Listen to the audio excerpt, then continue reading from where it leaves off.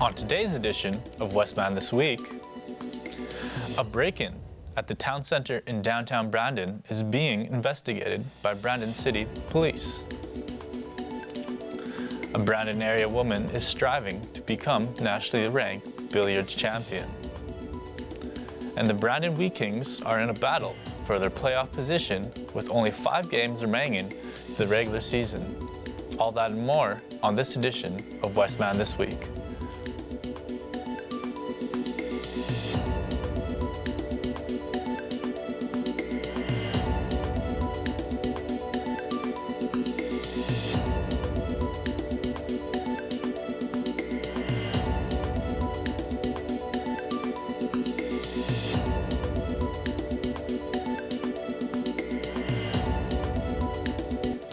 Hello and welcome to Westman This Week. For March 13th, thanks for joining us.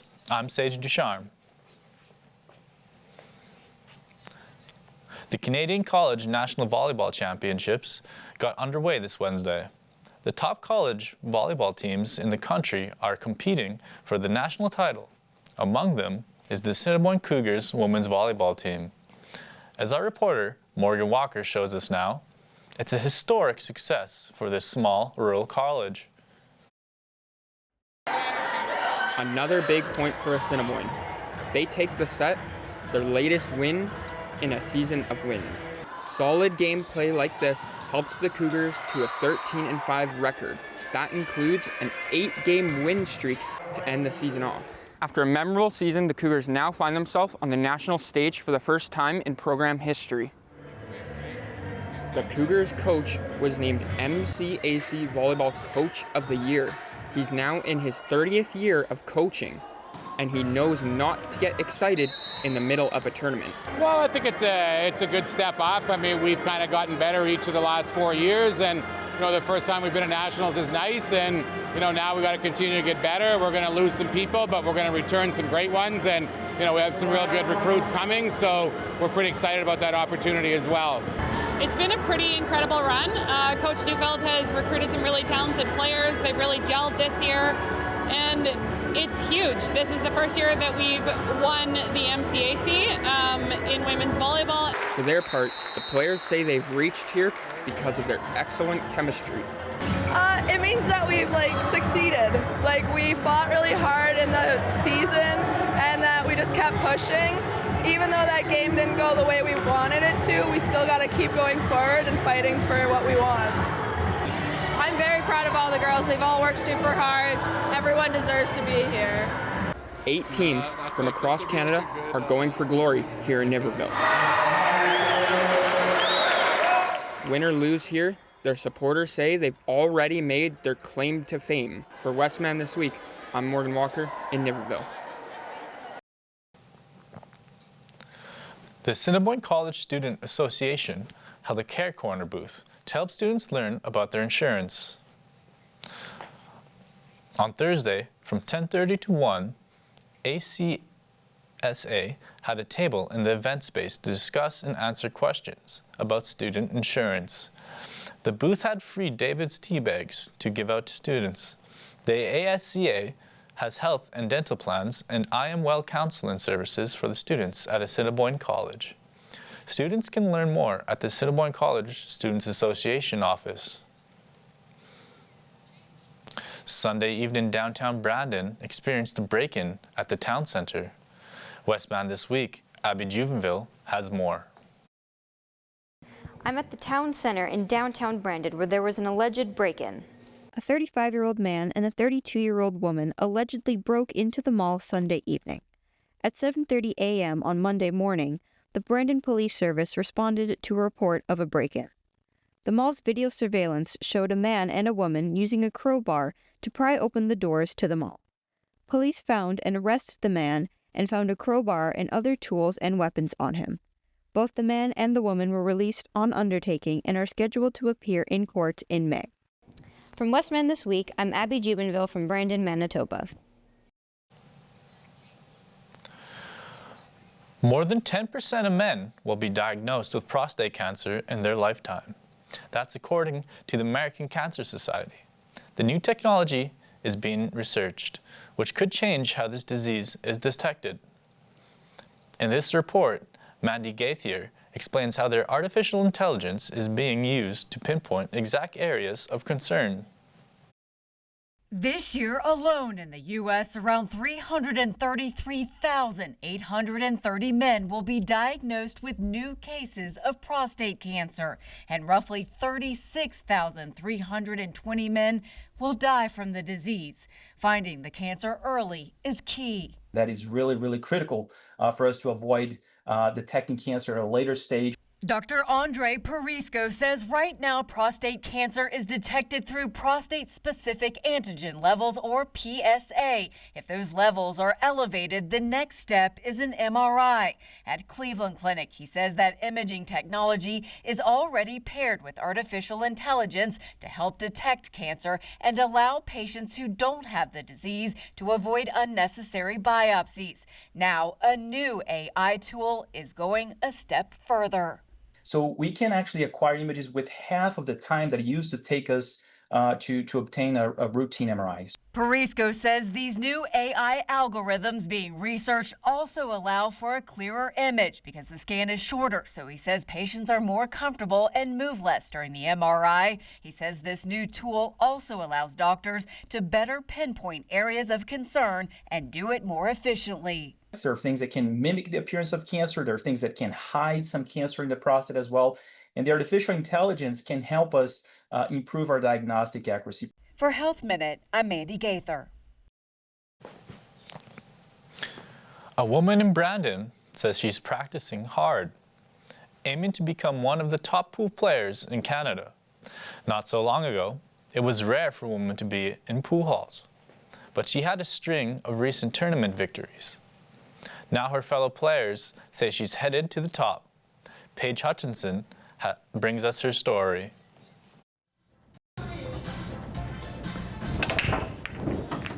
Meet Dion Walls. She's been playing pool for over 30 years. There must be something she can't resist about the game. It's a thrill that's hard to describe unless you're there to experience it. It's just, it gives you an adrenaline rush and spikes your nerves all at the same time. For her, it's the adrenaline, but lately, it's her opponents feeling the fear. She is now one of the top 10 pool players in Western Canada.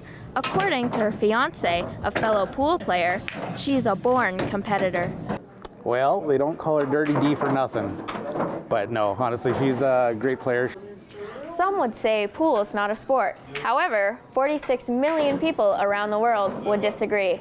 But for Dion Walls, the sport began breaking her way into a game once dominated by men. Dion says when she first began, in order to get to the table, she had to challenge them for money. She lost a lot of money to learn this game. To give me 2 weeks to learn how to play this game and to put $100 on the table, and I'll show him where women belong. Her next step is a tournament taking place at the end of the month. That means practicing 2 hours a day, 4 days a week. Just keep playing, keep studying my mental part of the game, and practicing. She'll be playing in the Sioux Valley Dakota Nation 8-ball tournament on March 20th. Westman this week, Paige Hutchinson. It's a fun hobby for some, and an intense collectibles market for others. Tabletop and card games have exploded in popularity in recent years. Hobbies like trading card games have broken out of their nerdy roots and gone mainstream. They're so popular now that a yearly expo celebrating nerd culture is being hosted at the Keystone Center. Westman Gaming Expo is scheduled to start March 21st. It will highlight vendors, craftspeople, and performers, including sword fighting reenactment. The Gaming Expo will run from 10 a.m. to 8 p.m. on both March 21st and 22nd. The entry fee is only $2 per person. The full plate mail medieval fighting demonstrations are wild. Nothing draws your attention like hearing the clash of swords to just really pull your attention in. And there's a great group of guys out of Regina who put that on, and they're just a hoot every year. That's all the time we have for local news. We will be right back after this short break.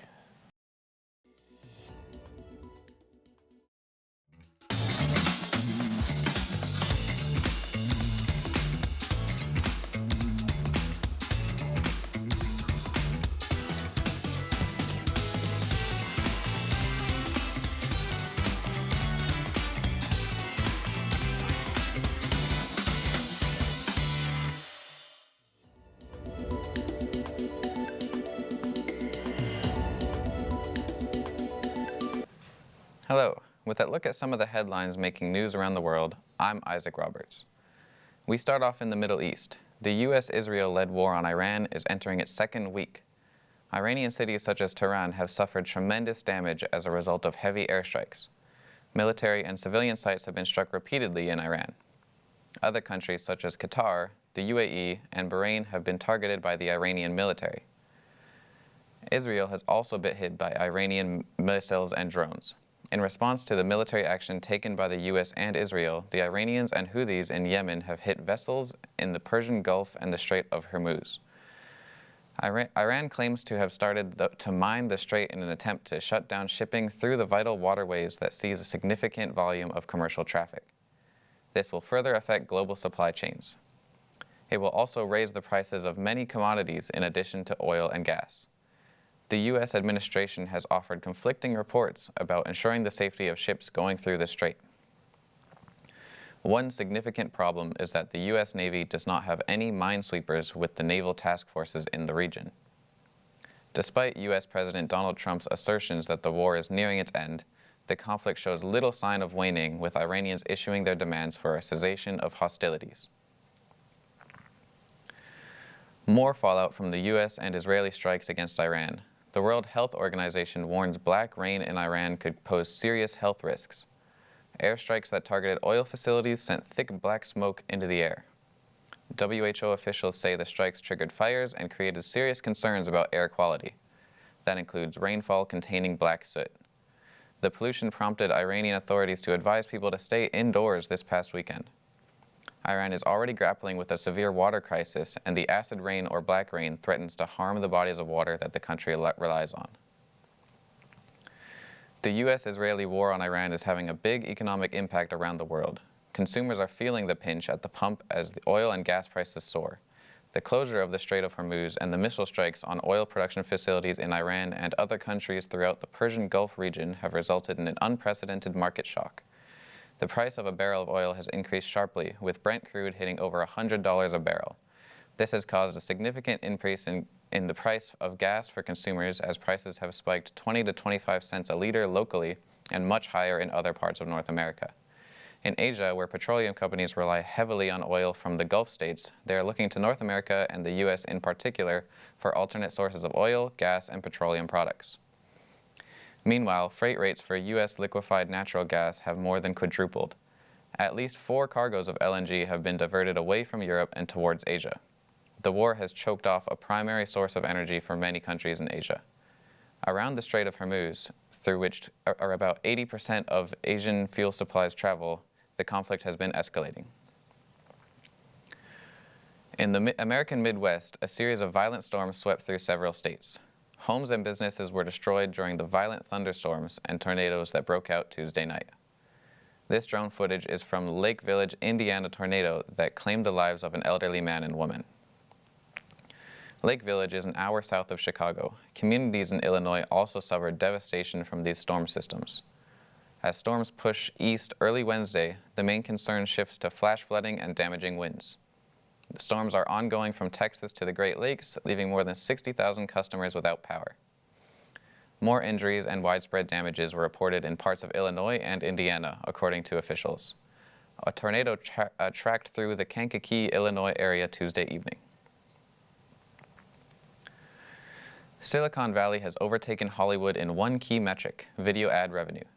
Last year, YouTube earned more money from advertisements than Disney, Warner Brothers Discovery, Paramount, and NBC combined. That's according to the media research firm MoffettNathanson. There are really 2 stories happening here. First, YouTube grew its ad revenue by more than $4 billion from 2024. At the same time, the legacy players saw their commercial sales decline by about the same amount. These metrics do not include subscription revenue. And that's all the time we have for international headlines. I'm Isaac Roberts. Parker Henderson will have the Weekender after the break.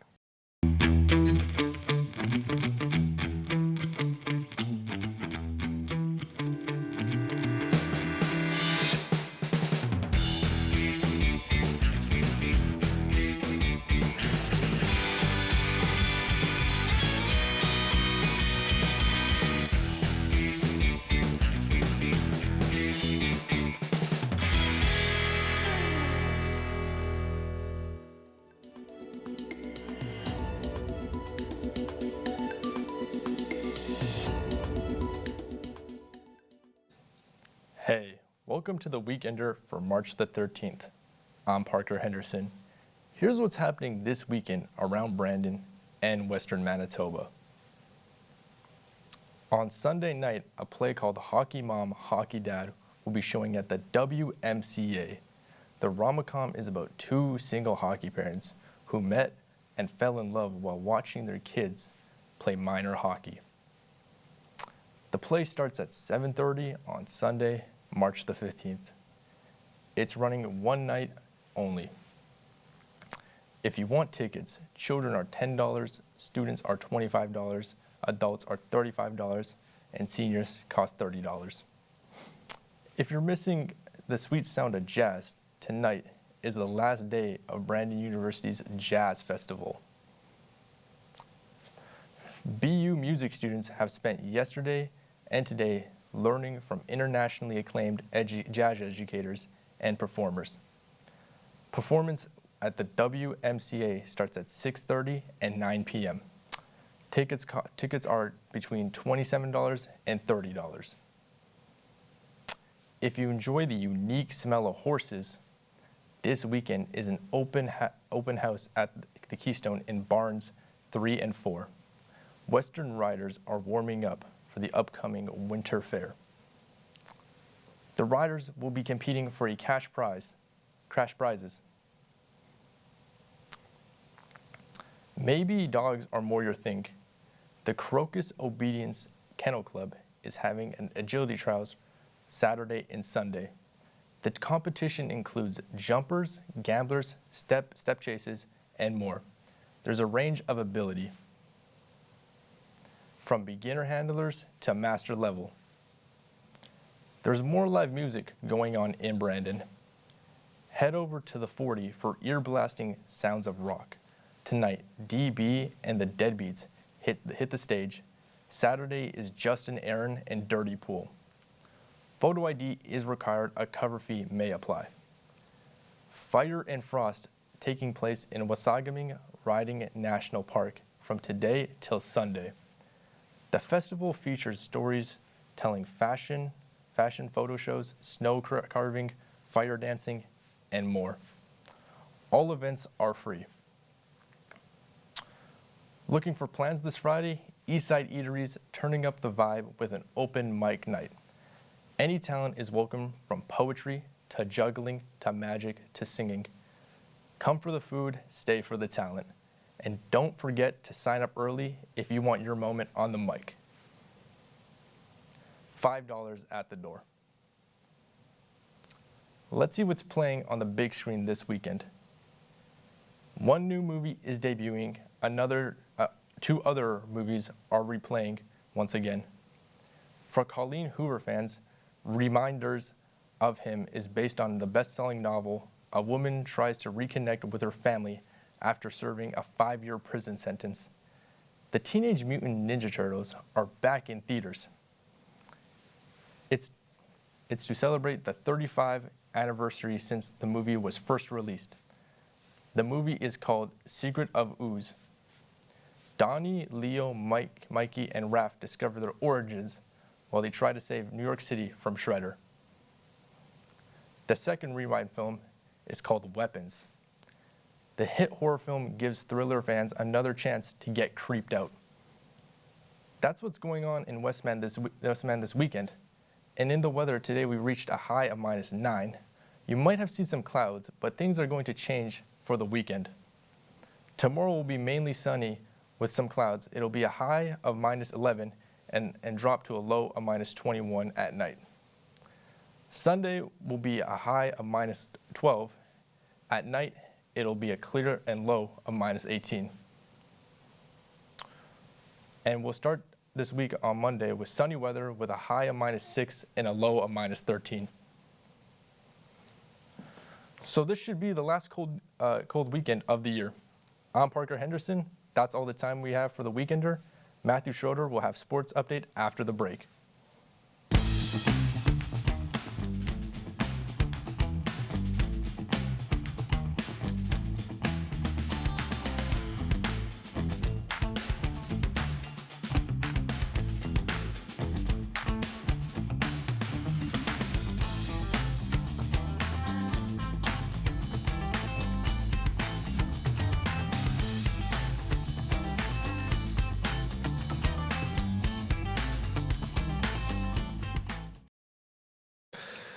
Welcome back, and it's time for sports. Matthew Schroeder joins us now. Matt, how's this world of sports? It's great. Cougars volleyball teams have played a couple games at Nationals, and the Wheat Kings played a pivotal game on Wednesday. Wow, Matt. Seems like a stressful time for sports fans in Westman. Oh, for sure. It's gotten so bad that my hair has gotten all curly. Let's start with the Brandon Wheat Kings. They are still in the hunt to begin the playoffs on home ice. That opportunity is more important for Brandon than any other team in the league.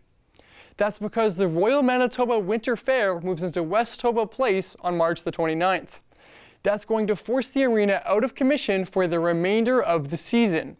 So, what happens if playoff games are required after that date? The Wheat Kings would relocate roughly 80 kilometers west to right here in Virden. Brandon hopes to finish at least 4th in the standings to secure home ice. If they finish 5th, the Wheat Kings would open the playoffs on the road. Enough about the future. Let's go back to Wednesday's matchup with the Calgary Hitmen, a critical game in the standings. It turned into a high-scoring contest with 3 goals in the opening period. Calgary opened the scoring 6 minutes into the first period. Brandon responded quickly, scoring twice in a 3-minute span. Forward Joby Baumüller scored his 37th goal of the season after a 9-game absence. Moments later, Chase Serkan would get a backdoor pass from Grayson Brzezinski, giving the Wheat Kings a 2-1 lead. The Hitmen and Wheat Kings traded goals in the second period, and Rob Berthal would bury the rebound after a nifty pass from Chase Serkan, leaving the game tied headed into the third. 5 minutes into the third period, Max Lavoie restored Brandon's lead. 5 minutes later, Jackson Jacobson added another, extending the Wheat Kings' advantage to 2 goals. Calgary answered at the 2:30 mark of the third period, but it was too little, too late. The Wheat Kings secured a 6-4 victory. Your 3 stars of the game. Third star was Wheat Kings forward Chase Serkan with a goal and an assist. The second star was Hitman forward Julian Mays, and the first star was Wheat Kings forward Jackson Jacobson with a goal and 2 assists. Meanwhile, Luke Misselbacher extended his streak to 12 games with a pair of assists. The win moves the Wheat Kings within 2 points of Calgary in the standings. If the teams finished tied in points, Brandon would hold the tiebreaker with more wins than the Hitmen. The Wheat Kings continue their 5-game road trip tonight as they face the Red Deer Rebels. They return home next Saturday for their final regular season game against the Regina Pats. That game was also a feature of the Wheat Kings' annual team awards presentation. And depending on how the standings shape out, the matchup with Regina could become the most important game of Brandon's season. More news from the Assiniboine College women's volleyball team in Niverville. After capping their season with dominant straight sets victory over CMU in the divisional championship, the Cougars are continuing to make their presence felt on the national stage. The squad is there taking on the best in the country at the CCAA Women's Volleyball National Championship. 2 Cougars players have been named All-Canadian. More now from our reporter, Caleb Kramer. The Canadian Collegiate Athletic Association announced at its annual banquet on Tuesday that Cougars left side hitter Kylie Peak and Cougars setter Tara Lasuk have been named to the All-Canadian team for the 25-26 volleyball season. This is a huge accomplishment for both players as it puts them in the top tier of collegiate players in the country. It's a rare and special achievement for players to earn All-Canadian honors. Hard work, determination, overall contribution to the team's effort elevated these two stars to national prominence. You know, Tyra's game has just continued to improve as, you know, an elite level setter who, you know, creates some one-on-one opportunities and has done a really good job, you know, of spreading the ball around and giving our hitters a chance. Lasuk was a Manitoba College Athletics Conference Player of the Year as well as an All-Canadian All-Star, but she feels it takes a team effort to achieve this kind of success. I don't really do much just by myself. Like, it's my hitters that make me look good and my passers that get me the ball, so. Head coach Kevin Neufeld had high praise for Kylie Peak, who also was named to the MCAC All-Conference team. She made huge contributions to the Cougars in a season where the Cougars went 13-5. All Canadians for a reason. I mean, Kylie does so much, both, you know, attacking and in the backcourt and serve receive and service. She does everything very well. And it's pretty amazing to see all the hard work that goes into it, and getting awarded with that is pretty awesome.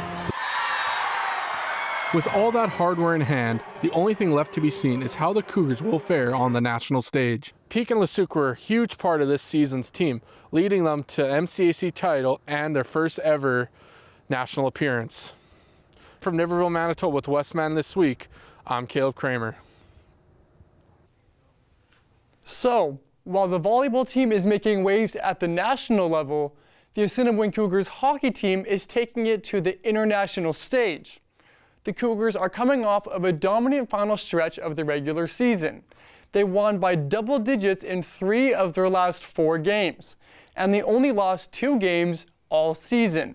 The Cougars will rely on strength and team chemistry from leadership from their 2 experienced co-captains. The Cougars hope to claim their 3rd North American championship from their trip to St. Louis.